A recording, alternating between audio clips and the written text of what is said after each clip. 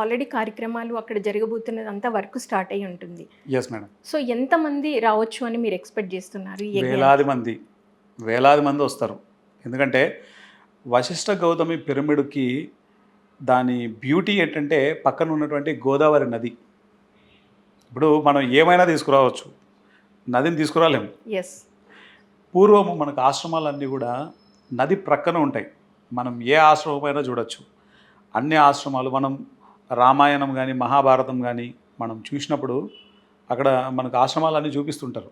అవును, ఆశ్రమాలు ఋషులు చక్కగా అక్కడ ఉంటారు. ఎందుకు ఈ ఆశ్రమాలన్నీ నది తీరానే ఉంటాయంటే నది ఎప్పుడు కూడా ఒక ఆ ఎనర్జీనే చాలా అద్భుతమైనటువంటి శక్తి.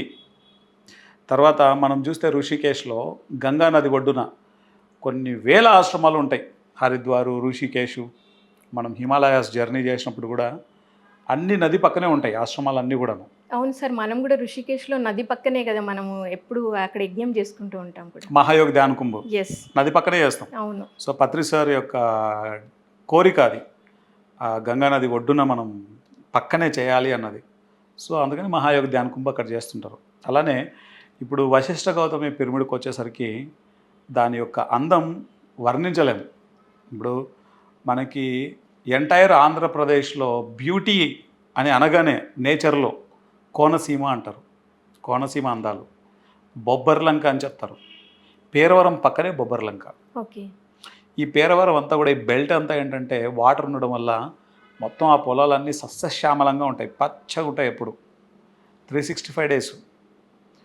ఇప్పుడు ఆ పచ్చటి పొలాల మధ్యన బ్యూటిఫుల్ పిరమిడ్ అది నా భూతో నా భవిష్యత్. అది అంత అందమైనటువంటి ప్రదేశంలో గోదావరి మాత నదీ తీరాన ఆ పిరమిడ్ ఎంతో బ్యూటిఫుల్గా కన్స్ట్రక్ట్ అవుతోంది. 90% వర్క్ అయిపోయింది. సో ఇంకా ఒక 10% వర్క్ పెండింగ్ ఉంది. ఆ 10% వర్క్ శరవేగంగా పూర్తి చేయడానికి ట్రస్ట్ మెంబర్స్ అందరూ కూడా అహోరాత్రులు శ్రమిస్తున్నారు.